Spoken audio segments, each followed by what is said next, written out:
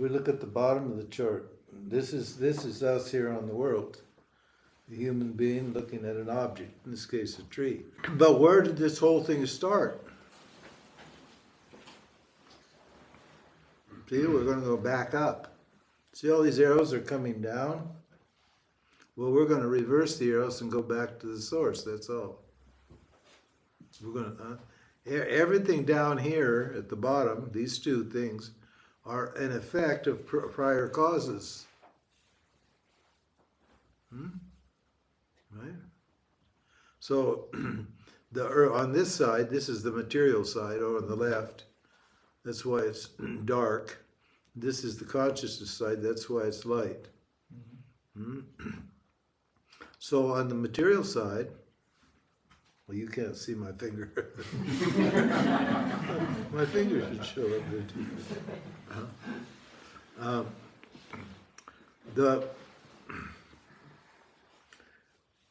Could you have a tree without the earth? Not possible, is it? You had to have the earth first to have a tree. Right? Yes. You can't reverse it. You can't turn the tree into the earth. It's like you can't take the milk and turn it back into, or cheese and turn it back into milk. You can't do that. This is just logic. This is just the way the creation's set up. See? Now, where's the earth coming from? You must have seen the pictures in the last few days on the internet of the cosmos. Oh my God! They got a new technology now, so they can look way further back than they could before.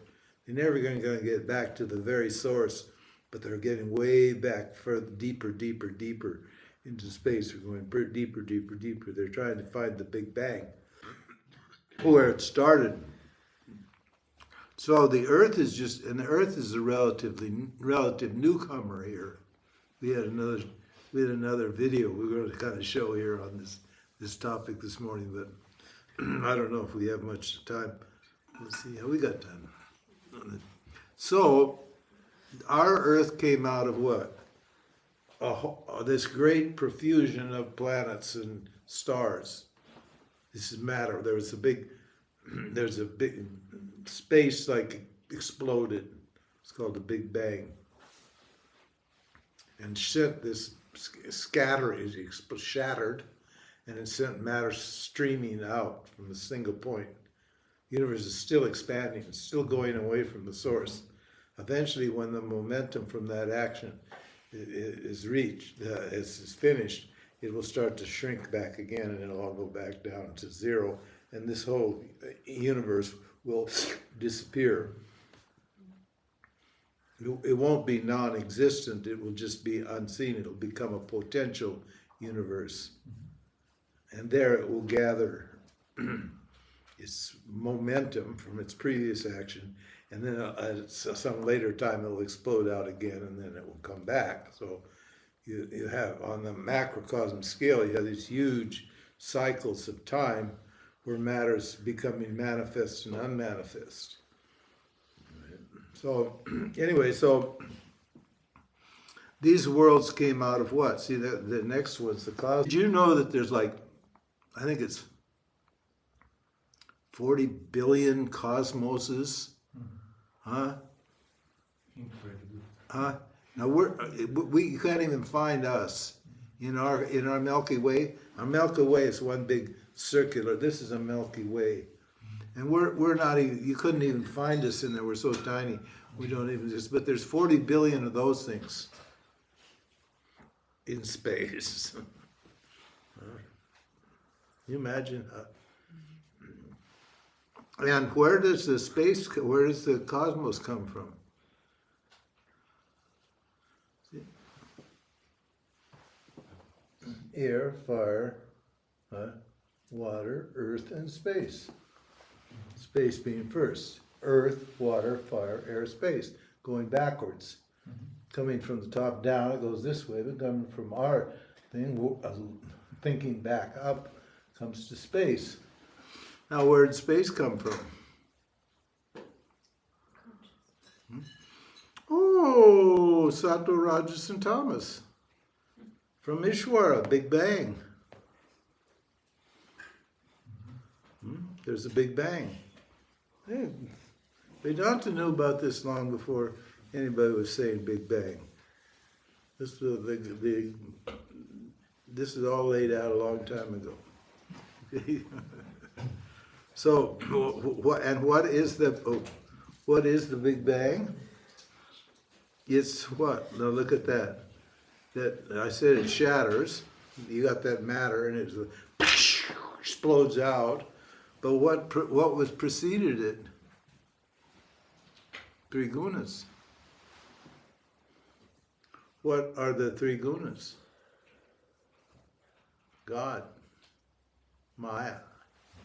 The definition of Maya is, or God. God created it. This is where the creation comes from. Huh? We're still not quite there, but we'll get there.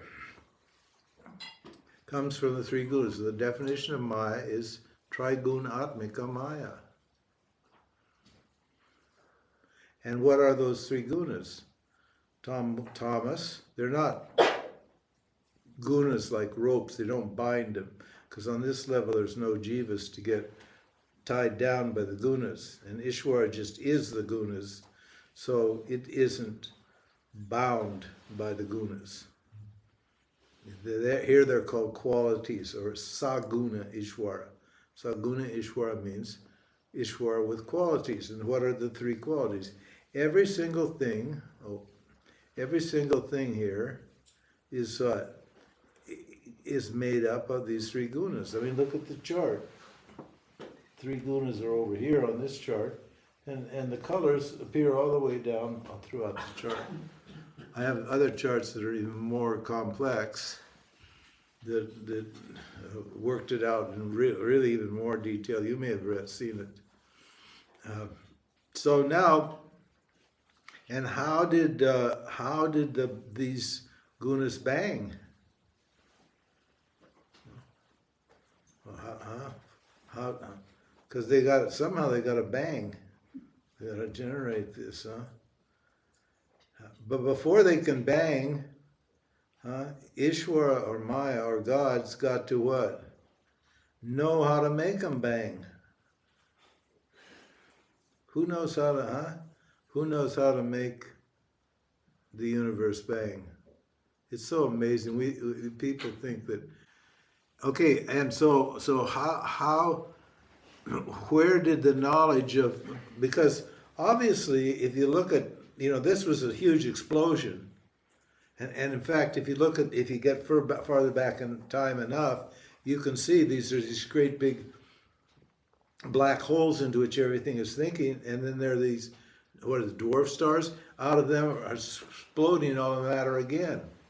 So the whole thing's taking place now billions of times, way back in a subtle dimension that we can't see, time-wise and space-wise. This process is taking place, and it's always generating this same useful, helpful world, beautiful world. Who thought that up? There's not even a human being here before, But look at the intelligence that's operating. My God. Yeah, my God, that's my God. That's God. God is what? Predominant sattva. Why is God predominant sattva? Because before you can make a creation, you have to have knowledge of how to create, don't you? You can't create something unless you have knowledge first. So the first thing that appeared was knowledge, and that knowledge is embedded in the sattva. That's where it's contained. It's all written down in the Veda tradition. They call it. There's a little guy called Chitragupta, and he's a little guy that with a pen, and he writes everything down. It's just a symbol. that everything's already written down. It's already known. He just keeps track of everything. So this little guy, it's not a little guy, obviously, knows exactly how to create the world. Whew. We call him Jagat Karanam. We call God Jagat Karanam. So he created the world. And what did, look at here, what's happening. What was required for the predominant sattva? Consciousness.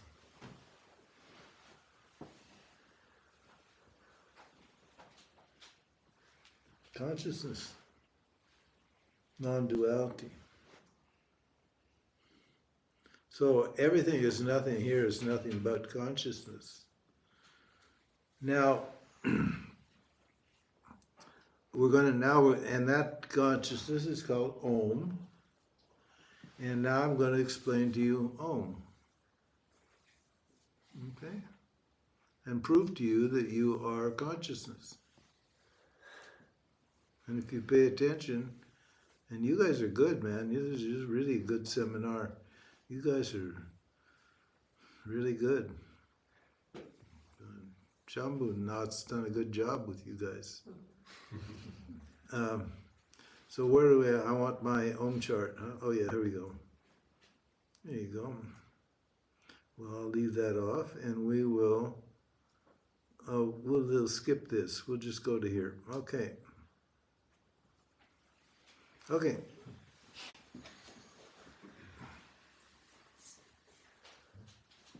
Okay. Here's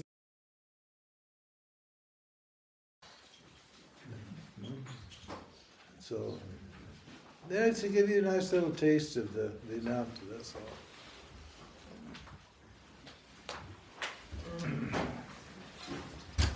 Eat light.